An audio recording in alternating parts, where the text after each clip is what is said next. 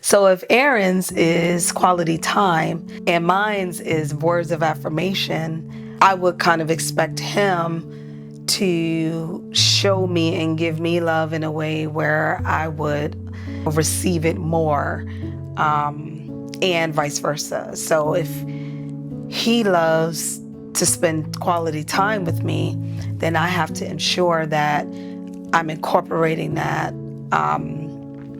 within our togetherness. So, you should never be too busy to connect with your person and to show that person, by, practicing or, acting out what their love language is. Because, you do that for them, usually in turn they'll do that for you. But knowing the difference is really important, because a lot of times people get it mixed up and they feel like, oh, well, hers is like acts, of service, but you're giving her words of affirmation. Then that might not mean as much, and then she may feel like you don't care enough. And vice versa, if his is, affection or, touch, and you give him gifts. Well, that might be something that you like to do. You like to give gifts, and there's nothing wrong with that. You think about your partner. However, if they receive love, or, if they're elevated more here to here by receiving, the acts of touch and affection and things like that, then they're going to feel closer to you. They're going to feel like you really care about them. So yeah, I also believe that utilizing all of the love languages is important. But whatever your partner gravitates to more is something that you want to make sure you're not neglecting.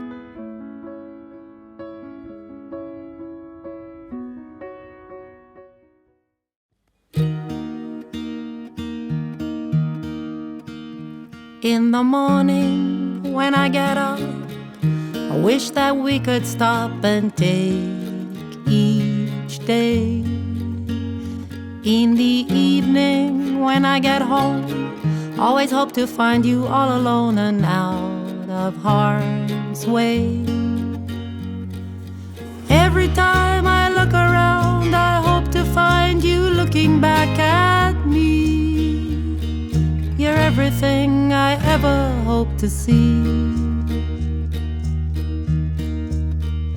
In the morning when I get up, I wish that we could stop and take each day. In the evening when I get home, always hope to find you all alone and out of harm's way.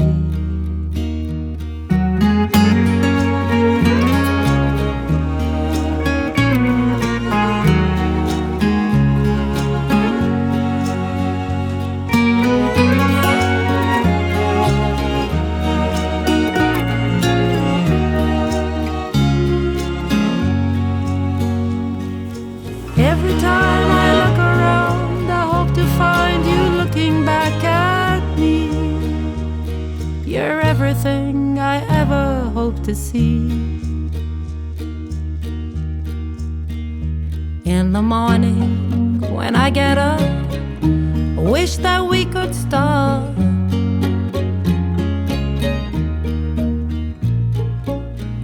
I wish that we could stop.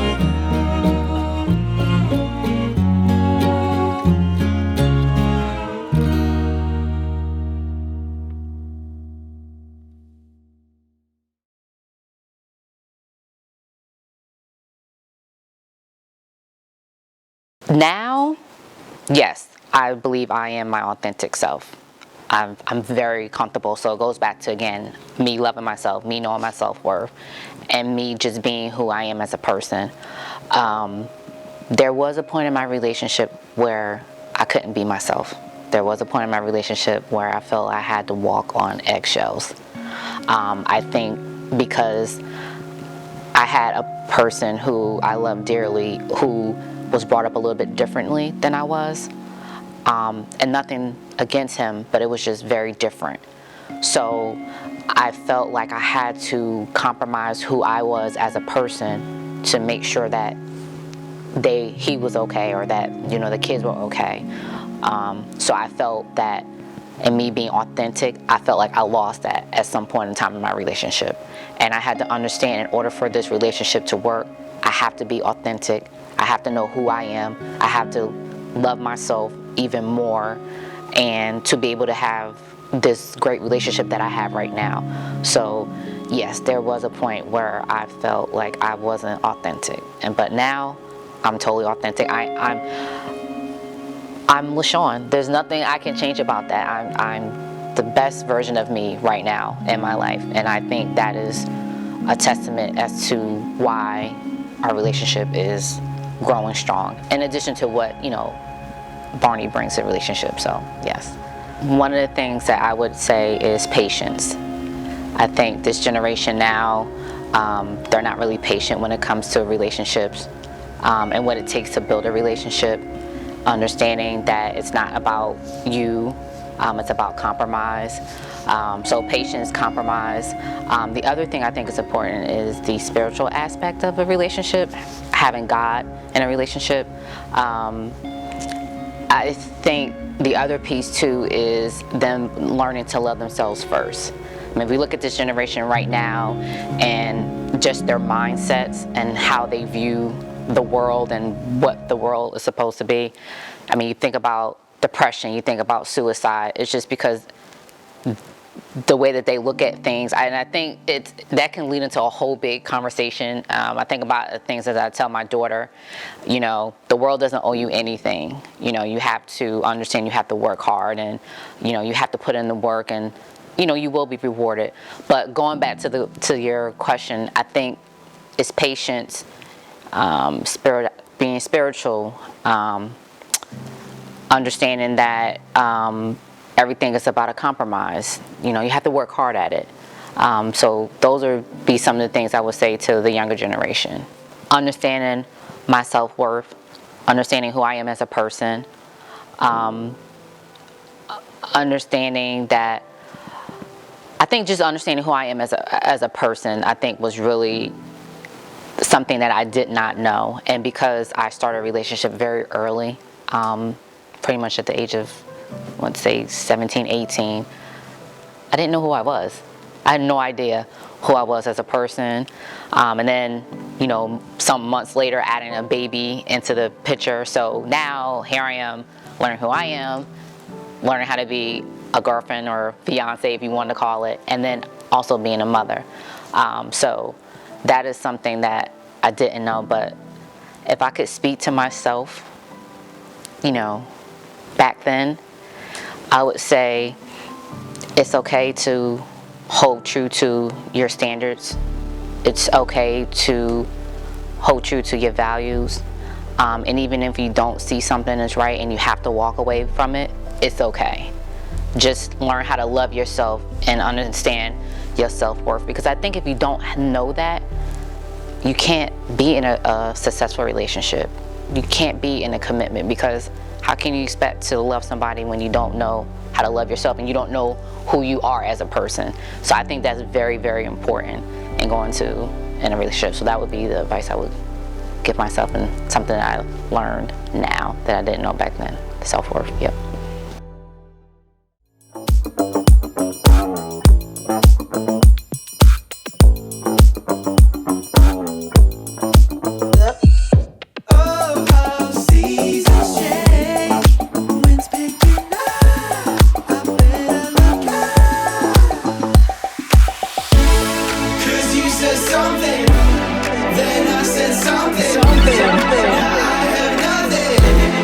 I just want to love you.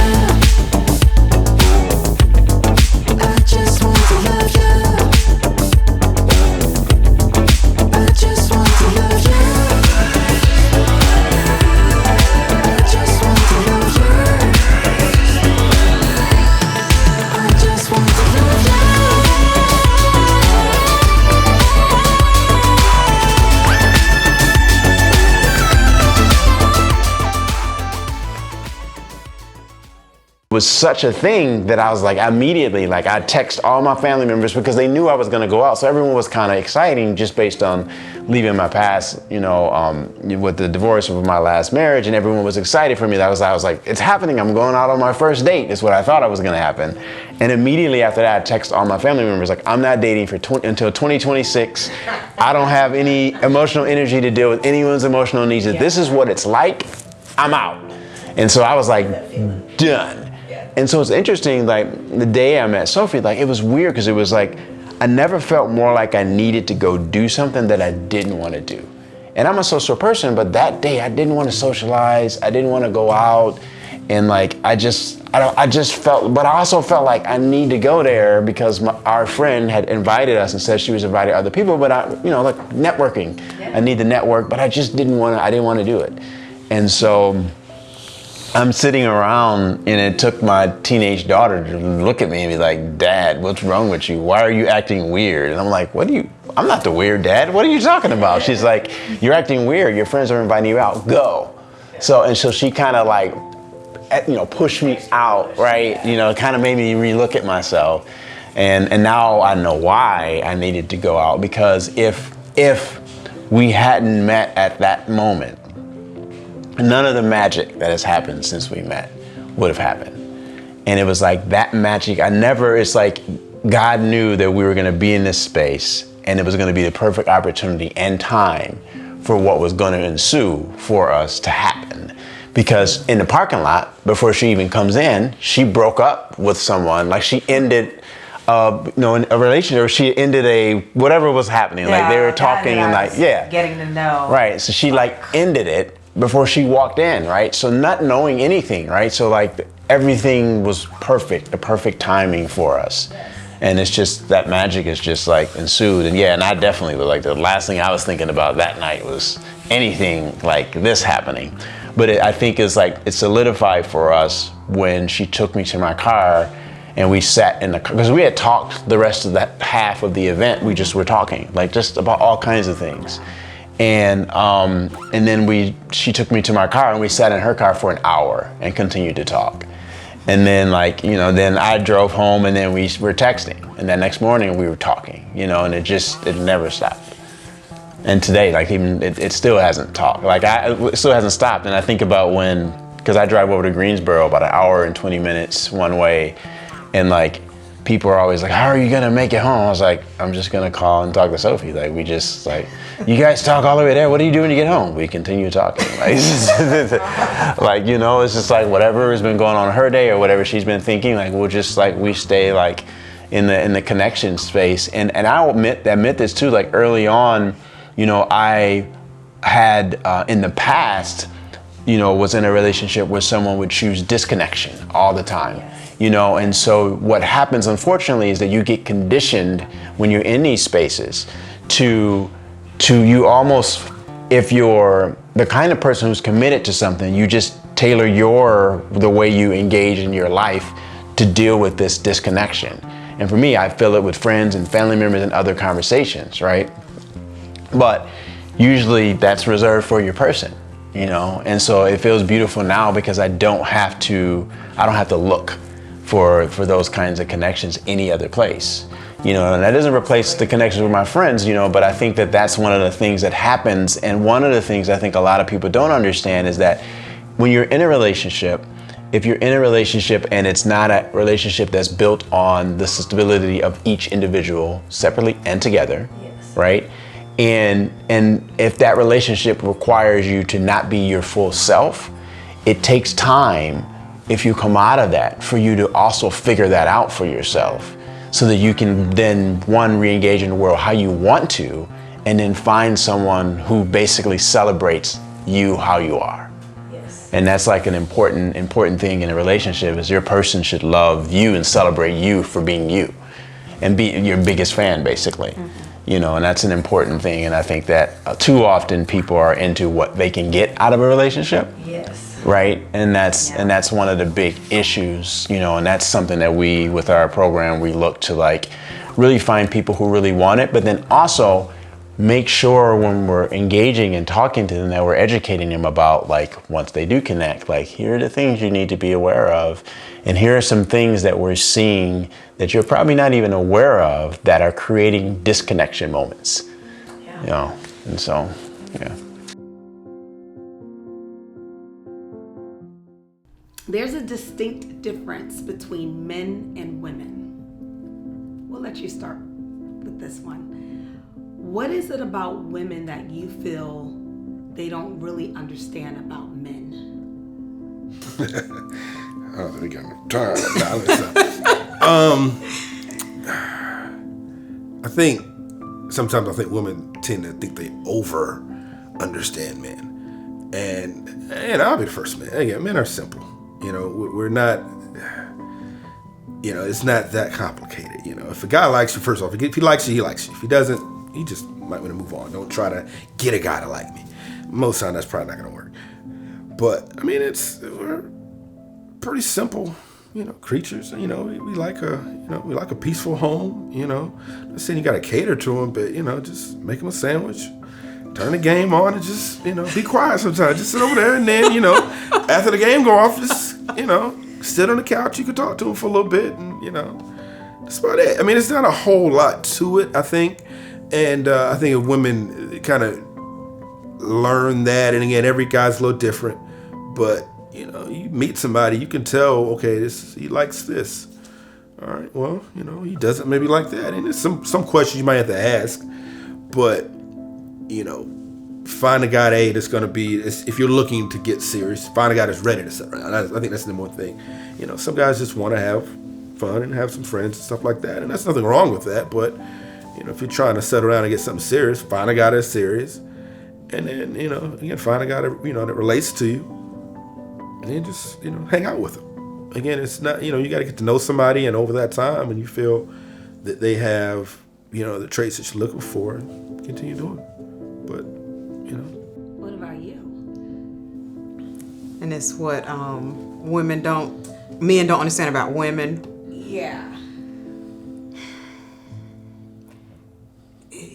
I wish, and this is collective, that men understood, I guess, when women care and when women hurt. I think that sometimes I feel like women's feelings when you're dating, I feel like I have a lot of experience where I felt my feelings were dismissive.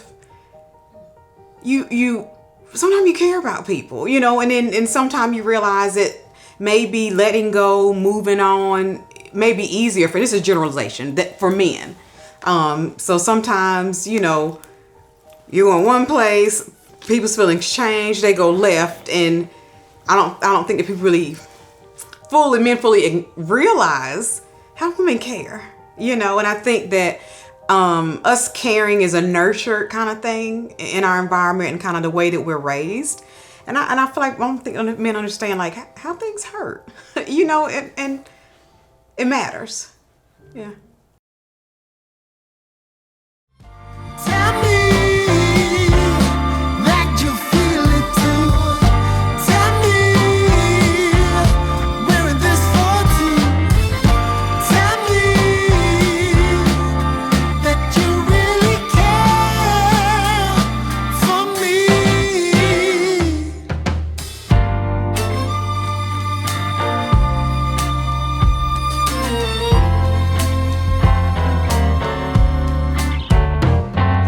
I really believe it's safe to say that I'm happy without you. We're just meant to be. I hope you're feeling the same way too. 'Cause every moment you're near, it's far too clear that you took my heart for keeping, and it won't stop beating. Why won't you tell me that you feel it too? Tell me we're in this for two. Tell me that you really care for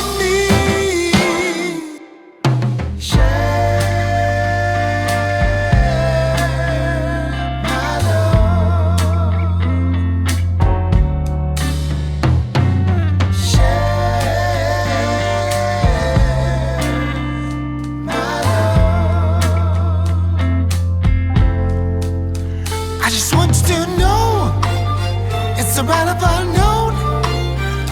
But if we stick together, nothing can go wrong. So if I made this far, and I don't want